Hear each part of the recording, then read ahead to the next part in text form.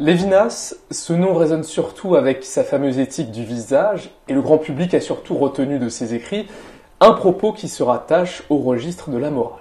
Et pourtant, Lévinas a aussi écrit sur la politique, la justice sociale, le marxisme. C'est ce que vous nous rappelez ce livre, Emmanuel Lévinas et l'héritage de Karl Marx, sublime matérialisme aux éditions O30. Nous sommes d'ailleurs avec son auteur, Lucie Doublet. Bonjour. Bonjour. Vous êtes donc doctorante en philosophie. Vous avez écrit une thèse en 2018 qui porte sur cette question du rapport intellectuel entre Marx et Lévinas. Et vous êtes aussi directrice adjointe au théâtre Aux Mains Nues. C'est ça. Nous sommes aussi avec Yvan Segré. Bonjour. Bonjour. Vous serez donc là pour dialoguer sur ce livre. Vous êtes philosophe, talmudiste. Vous avez écrit de nombreux ouvrages et de nombreux articles sur ces thématiques-là. Et vous avez donc votre nouvel ouvrage qui est paru, La souveraineté adamique. Bonjour à vous. Bonjour. Je vous propose donc de commencer cet entretien avec une première partie qui s'occupera de ce qu'on peut appeler les rapprochements qu'il y a entre Karl Marx et Emmanuel Lévinas. Et vous abordez une thématique très intéressante dans votre livre qui est celle de la justice sociale. Comment cette problématique a occupé la pensée de ces deux auteurs ? Oui, chez Marx, c'est le fil conducteur de toute son œuvre. Alors, peut-être pour résumer la critique qu'il fait au capitalisme de manière succincte, en fait, pour Marx, le capitalisme se définit comme un système de production qui est fondé sur la division entre deux classes. Il y a d'un côté ceux qui possèdent les moyens de production, qui sont les capitalistes, et d'un autre côté ceux qui travaillent sur ces moyens de production, les prolétaires. Et donc ça conduit les premiers à s'accaparer ce que Marx appelle la plus-value et qui est en fait le fruit du travail des prolétaires. Donc pour Marx, le capitalisme constitue une exploitation d'une partie de l'humanité par une autre et c'est une forme moderne d'esclavage, ni plus ni moins. Alors chez Lévinas, la réflexion est moins immédiate parce que contrairement à Marx, ça c'est une grande différence, lui va pas partir d'une analyse directement des moyens et des structures de production, puisque, comme vous l'avez bien dit en introduction, l'intuition centrale dans la pensée de Lévinas, c'est cette intuition de l'éthique, à savoir que quand je me trouve face au visage de l'autre, sa transcendance enjoint à une responsabilité infinie vis-à-vis de lui. Mais chez Lévinas, cette responsabilité, dans son infinité, elle peut inclure le contexte social, puisqu'elle implique de ne pas nuire à l'autre et de combattre ce qui lui nuit, et pourquoi pas une organisation sociale injuste. Et il y a une expression de Lévinas où il le dit très bien, dans Difficile liberté, il dit « Voir un visage, c'est entendre « tu ne tueras point », mais entendre « tu ne tueras point », c'est entendre « justice sociale ». Les conditions aussi de quelqu'un ne meurt pas du fait de sa pauvreté. Du fait de ses conditions sociales, tout à fait. Donc il partage avec Marx cet impératif de la justice sociale. Et toujours avec Marx, il partage aussi cette idée que le capitalisme n'est pas un système capable de prendre en charge cet impératif. Il y a plusieurs manières dont Lévinas critique le capitalisme dans son œuvre. Pour en prendre juste une, il y a par exemple dans sa conférence qui s'appelle Judaïsme et Révolution, il parle de la relation salariale en des termes qui sont très marxiens, puisqu'il explique que le contrat de travail est censé être passé entre deux individus qui s'engagent librement, mais dans la mesure où le prolétaire n'a pas d'autre choix que de vendre sa force de travail pour survivre, sa liberté est en réalité abstraite, elle est fictive. C'est très intéressant parce que vous montrez dans l'ouvrage qu'il parle à ce propos de violence et que pour lui le contrat de salaire est une véritable violence au sens où elle arrive à contraindre l'autre, le prolétaire, le salarié, tout en le maintenant dans son intégrité, dans sa personne. Donc il y a une vraie violence parce que c'est la volonté de l'être au fond qui est totalement contrainte. Oui, tout à fait. Lévinas distingue en fait deux types de violence. La violence qu'on reconnaît plus communément, qui est la violence physique, lui appelle ça la violence de l'acier ou la violence de l'épée, et la violence de l'or. Et il explique que la première violence, la violence physique, n'arrive jamais à ses fins. Ce que veut faire la violence physique, c'est contraindre la volonté d'autrui, la faire plier en passant par son corps. Alors ça peut aller de l'intimidation à l'enfermement, la torture, jusqu'à l'anéantissement du corps de l'autre. Mais finalement, dans ce meurtre, ce que reconnaît la volonté guerrière, c'est qu'elle a échoué à faire plier la volonté de l'autre, et c'est pour ça qu'elle est obligée d'en venir au meurtre. Et donc la violence physique est un acte contradictoire, et en cela c'est toujours un échec, puisqu'au moment même où on anéantit l'autre, on reconnaît la transcendance et le caractère inviolable de son intériorité. Par contre, ce qui se passe dans la violence de l'or, c'est qu'on essaye de faire plier la volonté de l'autre en l'achetant, tout simplement. C'est ce que Lévinas appelle la corruption. Et là, effectivement, il dit, cette formule, il dit que la liberté tourne librement en non-liberté. Et en fait, c'est ce nœud, cette situation paradoxale, qui exprime la réussite de la violence. Et derrière cette critique, justement, de la violence de l'or, est-ce que ce qui ne différencie pas un petit peu Marx et Lévinas, c'est cette distinction entre le premier Marx qui a plus tendance à dénoncer la violence envers le salarié, tandis que la violence de l'or, au fond, le fait qu'avec l'argent on puisse acheter les volontés, c'est la violence économique de façon générale, quelle que soit la classe sociale. C'est vrai que Lévinas a cette expression de violence de l'or, et la corruption, effectivement, elle peut être présente à partir du moment où il y a échange marchand et où il y a argent. Mais ça n'empêche pas de penser que, en fonction de l'organisation économique, cette corruption est un risque plus ou moins présent. Et ce que montre Lévinas, c'est que l'institution du salariat, c'est l'institution généralisée de la corruption. Yvan Sauvé, une question. On voit qu'il y a chez Marx et Lévinas une condamnation du libéralisme. Lévinas a cette déclaration, il se demande si le libéralisme suffit pour garantir la dignité humaine. Comment se fait-il qu'une doctrine qui a pensé la lutte contre l'arbitraire, les droits politiques propres à chaque individu, ne suffise pas à protéger les plus démunis et ceux qui subissent l'exploitation? C'est une question à laquelle répond très bien le livre de Lucie Doublet. Et donc j'en profite pour rendre hommage à votre livre, parce que je pense que il y a des livres dont on se dit qu'il mieux valu qu'ils n'existent pas, et il y en a d'autres dont on est très heureux qu'ils existent. Et donc c'est le cas de votre livre, dont je suis très heureux qu'il existe, parce qu'effectivement ce rapport entre Lévinas et Marx me paraît tout à fait décisif, déterminant, et qu'il est, à mon sens, assez occulté. Et donc là, je cite votre livre qui répond en quelque sorte à cette question.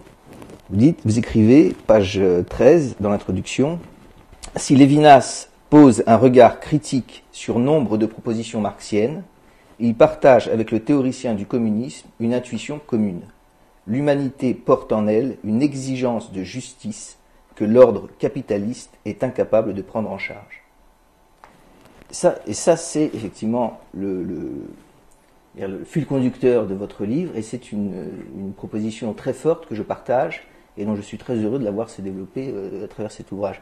Et la question est qu'effectivement, l'exigence de justice est au cœur du judaïsme, selon Lévinas, et l'ordre capitaliste actuel, mais qui n'est pas pire que ce qui précède. On pourrait même dire qu'au regard des ordres sociaux qui ont précédé dans l'histoire, c'est un peu mieux, pourquoi pas, ou pire, ça se discute. En tout cas, ce qui est sûr, c'est qu'au fond, c'est une proposition chez Lévinas qui reconnaît dans l'œuvre de Marx un sentiment au cœur du judaïsme, qui est l'idée que nous sommes en exil. Un exil non pas territorial, mais un exil existentiel et social, que la société dans laquelle nous vivons ne correspond pas à notre exigence de justice. Et ça, c'est l'intuition commune, avec effectivement des divergences, mais c'est le cœur d'une intuition commune qui est très forte et qui me paraît, et le fait de la rappeler me paraît être salutaire. Alors avant de passer à la suite, vous pointez qu'effectivement la justice sociale est un élément extrêmement important de la loi mosaïque, où on voit qu'il y a énormément, non seulement de lois qui concernent les pauvres, mais aussi un ensemble de textes rabbiniques qui appuient sur l'importance de protéger les démunis, mais pourtant le judaïsme n'abolit pas les relations salariales, n'abolit pas la propriété privée. Il me semble même qu'il y a des passages talmudiques qui parlent de concurrence. Comment est-ce que justement vous abordez ce rapport du judaïsme au fait de s'occuper de justice sociale, tout en prenant en compte que il y a des éléments capitalistiques peut-être dans le judaïsme, enfin on peut peut-être les appeler comme ça. Alors, les appeler capitalistiques, ce serait peut-être anachronique, Oui. Mais effectivement, vous avez raison, la question de la propriété, c'est, on pourrait dire, un point de divergence. Alors, je vais, avant d'en revenir tout de suite à ce point de la propriété qui est plus technique, sur une considération plus générale, je dirais que chez Lévinas, j'emprunte dans le corpus de Lévinas deux phrases, où il écrit d'abord « Aucun espoir de salut individuel ne se pense en dehors de l'accomplissement social ». Ça, c'est la conviction de Lévinas, et historiquement, dans l'histoire des idées, ce qui caractérise la différence entre la Bible juive et la tradition grecque, c'est que la question de la justice sociale est au cœur du message prophétique. Oui. Et que ça, on pourrait dire, c'est le chidouche, l'invention hébraïque au regard d'une tradition grecque beaucoup plus spéculative. Donc on voit que la question de la justice sociale est au cœur de la tradition juive et de la tradition prophétique. Par ailleurs, Lévinas écrit également, et ça c'est tout aussi fondamental, la cause juive n'est pas uniquement une cause sociale. Donc vous voyez, c'est ça le point, la différence avec Marx, on pourrait dire. Et c'est pour ça aussi que votre titre, le sous-titre de votre livre m'a aussi beaucoup plu. Je pense qu'il est très fort, vous écrivez « Sublime matérialisme ». Et ça, effectivement, je dirais que ces dimensions du sublime, c'est ce qui y aurait en plus dans le judaïsme au regard de Marx, même si on pourrait dire que Marx l'ignore parce que ce n'est pas sa préoccupation immédiate. Qu'est-ce que vous désignez par sublime ? Alors justement, c'est ce que écrit Lévinas en disant la cause juive n'est pas uniquement une cause sociale. C'est que, alors en deux mots, je vous répondrai en disant que, et après on va revenir sur la question de la propriété, mais que le traité Berachot, la première Mishnah du traité Berachot, elle dit que donc le Kriyat Shema, c'est-à-dire on va dire la profession de foi du juif, pour ceux qui ne savent pas, il y a une obligation dans le judaïsme de réciter un texte qui s'appelle le Shema Israël. On le récite une fois le soir, une fois le matin, qui est la profession de foi. On déclare l'unité de Dieu et le fait qu'il est notre maître. Et le Talmud commence avec la Mishnah qui est à quel moment devons-nous réciter le schéma du soir ? Parce que dans la tradition juive, la nuit précède le jour. Et à cette question-là, la Mishnah va répondre que c'est au moment où les Kohanim rentrent pour manger la terouma. Donc ce qui est la part qui est prélevée et qui est remise aux Kohanim. La question justement de la propriété, où on voit que toujours dans la question de l'appropriation d'un bien, il y a toujours une mise à distance, soit par la bénédiction, ou soit aussi par le fait d'en prélever et d'en remettre au Kohanim. Or, la Gemara, plus loin, rapporte des braïtot, c'est-à-dire des enseignements également principiels comme la Mishnah, mais qui n'ont pas fait loi, mais qui sont ramenés par le Talmud parce qu'ils ont une importance. Oui. Et parmi ces enseignements, il y a un Tana qui propose que nous récitions le schéma du soir lorsque le pauvre rentre chez lui manger son pain. Et ce qui m'intéresse, c'est qu'on voit bien que articuler la profession de foi d'Israël avec le pauvre qui rentre manger son pain, c'est l'exigence de justice sociale. Mais la Mishnah de Rabbi ne va pas retenir ça. Elle va retenir plutôt le Kohen qui vient manger la Trouma. Et qui me paraît intégrer à la fois, si vous voulez, intégrer à la fois la question de la justice sociale, mais en l'articulant au sublime. Pourquoi, à mon sens ? Quel est le message ? Je vais très vite. J'en avais parlé lors d'un limoud dans l'Acadème, mais en deux mots, c'est que je dirais que le sublime, c'est quoi ? C'est que pour construire la justice, ce n'est pas tant l'indignation au regard de l'injustice qui est le véritable moteur, c'est l'aspiration au sublime. C'est une affirmation positive, intrinsèquement positive, qui construit mieux la justice que l'indignation au regard de l'injustice, même si elle est également nécessaire. Voilà pour répondre très brièvement. Vous abordez un deuxième aspect qui permet un rapprochement entre ces deux auteurs, qui est la préoccupation envers la personne humaine. Et non seulement donc on a une dénonciation du système capitalistique, mais on a aussi chez Lévinas une dénonciation de l'humanisme classique, ce qui peut d'un premier abord surprendre, vu qu'il est très préoccupé par l'unicité, la valeur du visage de chacun. Qu'est-ce qu'il veut dénoncer à travers l'humanisme classique ? À la manière de Marx, en fait, il va dénoncer l'abstraction de cet humanisme.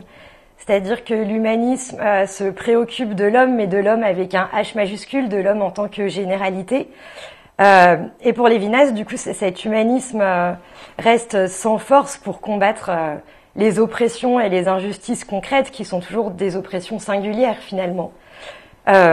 Pour rester dans le cadre de la justice sociale, on le voit très bien avec l'exemple du prolétaire, c'est-à-dire que la proclamation d'une égalité de droits et de droits universels ne change rien à la situation concrète du prolétaire, puisque quand bien même il aurait les mêmes droits que les autres et dont le droit d'entreprendre, il n'en a de toute façon pas les moyens.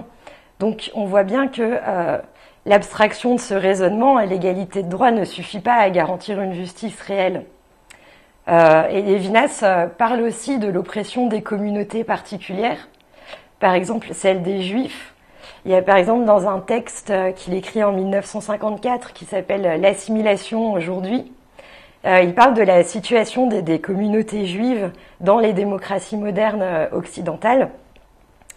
Alors ces démocraties, dans leur générosité humaniste, cherchent à être neutres vis-à-vis de tous les particularismes et elles reconnaissent donc aux Juifs une citoyenneté égale à celle des autres et elles leur offrent les mêmes droits qu'aux autres citoyens.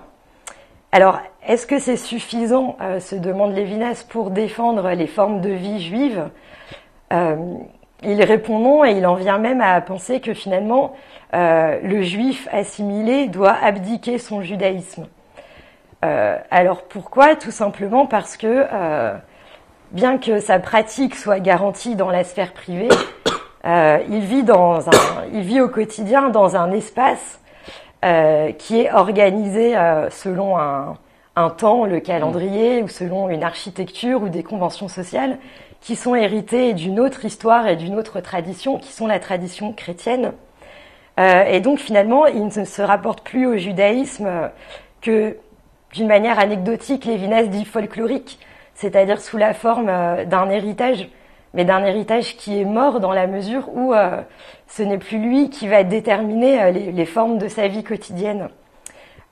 Et donc là encore, Lévinas nous montre que l'humanisme est trop général au sens où il va faire du particularisme une qualité anecdotique ou secondaire, alors que pour Lévinas, c'est ça qui fait finalement la consistance de toutes les existences individuelles. Vous abordez beaucoup de points, notamment aussi des différences entre les deux auteurs. Et une différence qui m'a beaucoup intéressé, c'est la différence sur la religion. On connaît l'approche de Marx, la religion et l'opium du peuple. Vous dites dans votre livre que Lévinas a aussi comme point de départ un point de vue qu'on peut appeler athée, mais ils abordent sur des conclusions totalement différentes. Marx, lui, voit dans la religion une réponse à un besoin existentiel face à la souffrance, face au mal. Et donc, pour lui, pour surmonter la religion, il faut répondre directement aux besoins religieux et non pas s'attaquer aux représentations religieuses, essayer de remplacer une représentation par une autre. Tandis que Lévinas, lui, de son athéisme, qui consiste à effacer toute forme de récit mythique religieux, il aboutit au monothéisme. Comment est-ce qu'on explique ce paradoxe ? En fait, ce qu'il y a, c'est qu'il faut bien comprendre ce que Marx critique quand il critique la religion en tant qu'opium du peuple. Ce qu'il critique, c'est la religion dans la mesure où elle est susceptible de produire des représentations et des pratiques qui vont détourner les hommes de la lutte pour la justice sociale ici et maintenant. C'est par exemple le cas quand on se représente une justice qui serait dans l'au-delà, après la mort par exemple, ou quand on se représente Dieu comme une entité surnaturelle qui viendrait rendre justice dans le monde. Et c'est à ce titre que Marx qualifie ces représentations d'idéologiques et de conservatrices parce qu'elles vont finalement participer à l'entretien de l'ordre établi. Et en ce sens-là, Lévinas est tout à fait d'accord avec la critique marxiste de la religion. Chez lui, en fait, ça s'énonce en termes de critique de l'idolâtrie, au sens où l'idolâtrie, c'est un phénomène qui consiste à sacraliser une image, à prendre la transcendance pour sa représentation. Et ça vaut pour les représentations matérielles, comme une statue de Dieu par exemple, mais ça vaut aussi pour Lévinas, pour les représentations intellectuelles ou conceptuelles de Dieu. Et il dénonce en particulier cette image que se font certains hommes de Dieu qu'il appelle le Dieu économique, qui est l'image d'un Dieu providentiel qui viendrait rendre la justice, récompenser les bons et punir les méchants. Donc cette image, pour Lévinas, elle doit être condamnée, comme le dit Marx, elle est mythique et elle relève de l'idolâtrie. Et c'est vis-à-vis de cette forme de religion que Lévinas prône un athéisme. Mais chez lui, et donc c'est ça la différence avec Marx, Lévinas dit que l'athéisme, pour lui, c'est la condition d'une véritable relation avec Dieu. C'est pas le dernier mot de la religion comme chez Marx. Alors pour lui, une fois qu'on a admis cet athéisme, il reste la possibilité de penser une religion qui soit défaite de toute idolâtrie, et c'est ça qu'il appelle le monothéisme.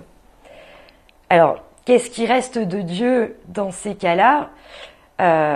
Dieu, pour Lévinas, c'est l'illéité qui, à travers le visage d'autrui, va nous enjoindre à la responsabilité. C'est-à-dire qu'il y a le face-à-face entre deux visages, et en fait, Dieu représente une troisième personne dans cette rencontre qui est un impératif, justement, à protéger le visage de l'autre. Tout à fait. Alors, une troisième personne, c'est un il, effectivement, qui se montre en creux, parce que Lévinas, à cette image, il dit que le visage est la trace de Dieu. Alors, la trace, c'est intéressant, c'est toujours la trace d'une absence. Alors, c'est comme si Dieu, d'une certaine manière, s'était absenté du monde au point du visage. Et du coup, ce qu'il en reste, son empreinte dans le visage, c'est ce commandement éthique, qui est un commandement à la responsabilité. Donc, cette relation à Dieu dans le monothéisme, en réalité, elle n'implique en premier lieu aucune croyance, aucune pratique déterminée. C'est un face-à-face avec la responsabilité et qui permet de mettre les hommes face à leurs responsabilités. Yvan Segré, donc, vous nous avez livré un premier commentaire sur ce livre. Qu'est-ce que vous en avez pensé ? Ce que je vous ai dit, c'est donc que je pense que c'est un livre dont je suis très heureux qu'il existe et dont je partage les intuitions fondamentales. Après, il y a forcément des petites nuances à apporter. Par exemple, vous parlez de la critique que fait Lévinas de l'humanisme, mais par ailleurs, il se revendique aussi d'un humanisme. Donc c'est la question de les distinguer. De même aussi, sur la question d'un Dieu qui récompense les justes et punit les méchants, c'est une conviction du judaïsme, et je pense que Lévinas la partage aussi. Et la véritable question, ça va être par rapport à d'autres religions ou d'autres représentations un peu qui paraissent conformes ou analogues, la question c'est qui est juste, qui est méchant, comment on va déterminer la justice et la méchanceté. C'est ça le point fondamental. Ensuite, pareil aussi sur la question du concept. C'est vrai que Lévinas fait une critique du concept, mais vous reconnaîtrez que votre livre aussi est conceptuel, et que travailler Lévinas suppose d'être conceptuel. C'est une exigence spéculative c'est un grand philosophe. Vous voyez, tout ça, ce sont des questions de nuances. C'est qu'il critique une conception qu'il appellerait ontologique, ou ce qui est central dans la philosophie, c'est la question de l'être de la nature. Lui, ce qui lui paraît primordial, c'est la question de la relation humaine. Et c'est pour ça que son concept de transcendance, comme vous l'avez rappelé, c'est un concept qui est au centre de la relation humaine. Après, juste, je reviens sur la question de la propriété que vous m'avez posée et qui est effectivement centrale, qui paraît être, de prime abord, la différence majeure entre l'approche marxiste qui est pour l'abolition de la propriété privée, c'est un axiome du communisme, et au regard d'un judaïsme au sein duquel l'action de la propriété est centrale. Oui. Donc ça paraît être une différence majeure. Oui, c'est vrai et non. Pourquoi ?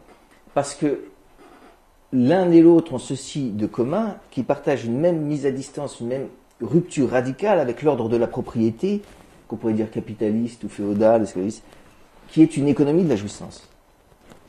Or, dans le judaïsme, tout l'enjeu du judaïsme et du Talmud, ce qui va développer, c'est qu'il n'y a de véritable kinyan, d'appropriation, que dans une économie de la sainteté.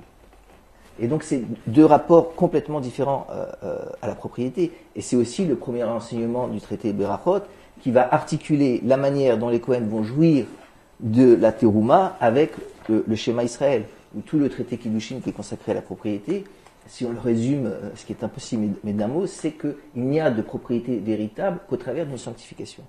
Et donc ça, c'est une mise à distance radicale de l'ordre capitaliste. C'est aussi pourquoi l'ordre capitaliste est exilique. Nous sommes en exil.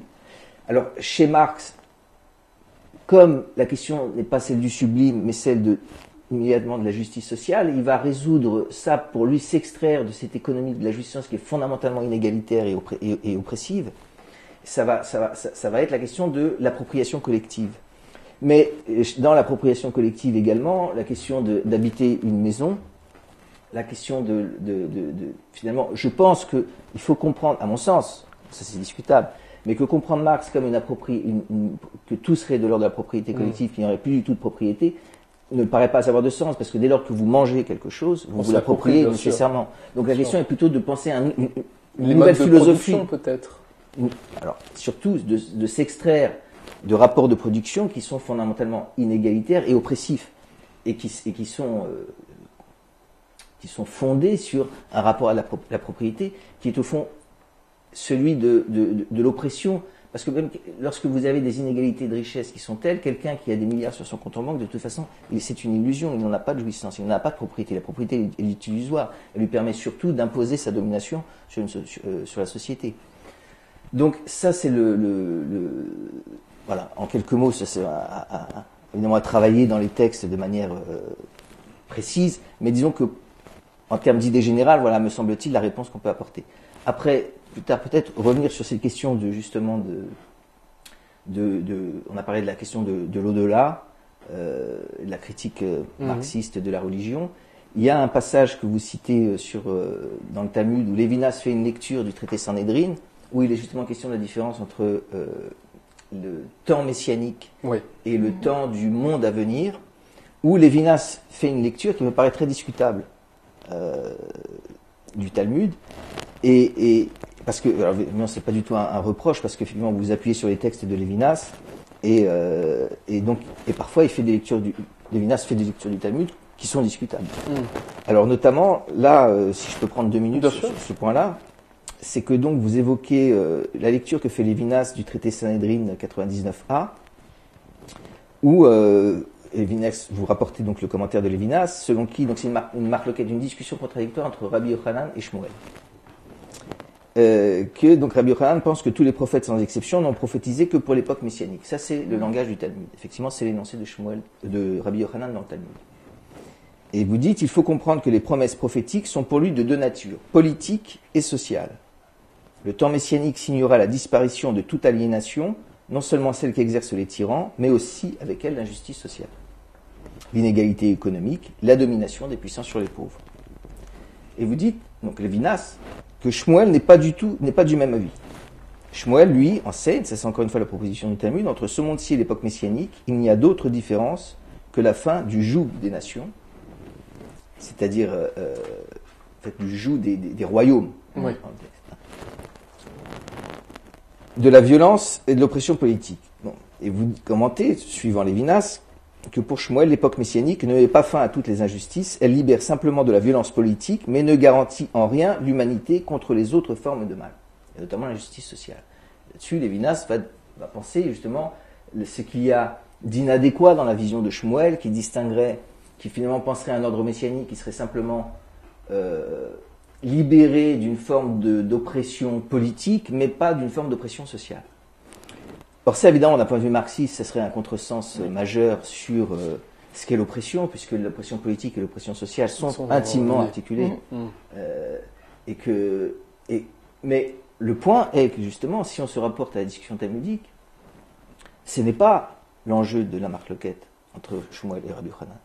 Parce que lorsque Rabbi Yochanan dit que les prophètes dans la Bible n'ont prophétisé qu'au sujet des temps messianiques, et non pas au sujet de ce qu'on appelle Olam Haba, le monde à venir, Rashi explique très clairement et dit Enketz le davar, c'est-à-dire que pour ce qui est du monde à venir, nous n'avons aucune représentation. Il n'y a pas de représentation du monde à venir. Même dans les livres prophétiques de Rabbi Yochanan, on ne parle que des temps messianiques. Et Shmuel s'oppose à Rabbi Yochanan. En quel sens? C'est que lui va estimer, et il dit, c'est que dans les temps messianiques, il ne s'agit que d'en finir avec l'oppression à la fois politique, sociale, c'est-à-dire que nous arrivons à une forme de justice. Il est évident que les temps messianiques pour Shmuel, c'est une justice à la fois politique, sociale, humaine, interrelationnelle. Mais quel est le point de discussion? C'est que pour Shmuel, il y a dans les livres prophétiques aussi une vision qui est, en quelque sorte, on pourrait dire, surnaturelle, où la nature elle-même devient juste. savez, ces images chez le prophète Ishaïa, où Oui. le prédateur dormira avec sa proie, où la nature elle-même devient juste. Et donc ça, pour Shmuel, cette vision-là, elle appartient au monde à venir et non pas au temps messianique. Donc la question, vous voyez, la marque-quête entre les deux, elle est autour de la question, on pourrait dire, de la métaphysique de la nature. Est-ce elle fait partie des temps messianiques, comme pense Rabbi Yochanan, le Olam Haba étant quelque chose d'irreprésentable, ou est-ce que pour Shmuel, non, le temps messianique, c'est la justice humaine, sociale, morale, une société qui est, on pourrait dire, qui est un accomplissement éthique. C'est évident, ça, il n'y a pas de discussion entre eux. Vous voyez, la discussion va se jouer à ce niveau-là. Donc, voilà, c'est simplement des nuances sur les lectures parfois que fait Lévinas du Talmud, qui sont, à mon sens, un peu précipitées parfois. Voilà. Je voudrais conclure sur une dernière question. Ce qui a été très intéressant dans votre livre, c'est justement que vous faites sortir Lévinas de son registre éthique pour le faire rentrer dans l'arène politique. Mais au fond, le besoin de justice sociale est une conséquence de l'éthique, puisque vous montrez donc qu'il y a ce face-à-face entre deux visages, mais en réalité, une relation sociale implique des tiers, et comment se comporter vis-à-vis des tiers, comment répartir finalement le bien qui est à distribuer. Et donc il y a un besoin de justice objective chez Lévinas. Donc vous développez ensuite tout un aspect politique chez cet auteur. Au fond, quel pourrait être aujourd'hui ce qu'on pourrait retenir de Lévinas dans le champ politique comme leçon pour aujourd'hui? Il y a plusieurs points qui me semblent particulièrement intéressants et qui seraient susceptibles de venir renouveler peut-être la manière dont on pense le combat social. C'est vrai, déjà des points qu'on a évoqués, comme cette idée que peut-être que finalement le sujet de l'émancipation, c'est pas l'homme avec un H majuscule, mais c'est pas non plus le prolétaire, et c'est l'individu dans son unicité. La proposition lévinassienne aussi, selon laquelle finalement la fin de la violence et de l'oppression n'est peut-être pas intégralement pensable dans les termes du matérialisme, encore moins un matérialisme scientifique, et que peut-être alors il y aurait à reconnaître une certaine forme de transcendance pour pouvoir imaginer l'émancipation. Et puis finalement, il y a une critique sur laquelle on n'a pas eu le temps de revenir, mais une critique lévinassienne de la révolution, qui me paraît très intéressante parce que c'est une prise de distance vis-à-vis de l'attitude révolutionnaire, mais qui est pas du tout faite dans une intention conservatrice ou bourgeoise, mais au contraire pour penser une autre forme de combat que Lévinas nomme la révolte. Voilà. Alors sur la fin justement, je pense que vous terminez sur la question de la transcendance, et à mon sens, j'aurais trouvé plus fidèle finalement à votre inspiration que vous terminiez sur la question du sublime matérialisme, qui me paraît plus pertinent parce que la transcendance à la fin est quelque chose d'un peu mystérieux. Et donc j'aurais préféré, je trouve plus pertinent votre concept qui donne le sous-titre, le sublime matérialisme. Et finalement, je voudrais juste dire un reproche quand même que je fais à votre livre, quelque chose qui m'a chiffonné, c'est que vous ne parlez pas de Benny Lévy. Et ça m'a beaucoup chiffonné parce que je pense que sur la question de Emmanuel Lévinas et l'héritage de Karl Marx, il y a un penseur en France qui est central, c'est Benny Lévy. Benny Lévy qui a été un révolutionnaire dans les années 70, donc un marxiste, qui a été au cœur des mouvements révolutionnaires français, puis ensuite qui a fait Teshuvah, qui est parti étudier, qui a étudié le Talmud à Strasbourg, puis à Jérusalem, où il a fondé l'Institut d'études lévinassiennes, et pour lui, Lévinas, ça avait été le secrétaire de Sartre, mais Lévinas a été l'opérateur, en quelque sorte, de cette Teshuvah. On pourrait dire. En tout cas, il en a fait une figure majeure de la pensée française pour pouvoir opérer cette jonction entre Marx et le Talmud, si je puis dire. Et donc, il me paraît tellement central au regard de votre livre que de ne pas le voir mentionner, de voir mentionner des commentateurs de Lévinas qui me paraissent beaucoup plus mineurs sur cette question-là. Voilà, ça m'a chiffonné. Je vous le dis pour un prochain livre. Je comprends. Merci à vous deux en tout cas. Lucie Doublet, votre livre Emmanuel Lévinas et l'héritage de Karl Marx aux éditions Autrente. Yvan Segré, votre livre qui vient de paraître, La souveraineté adamique. Merci à vous deux. Merci. Merci.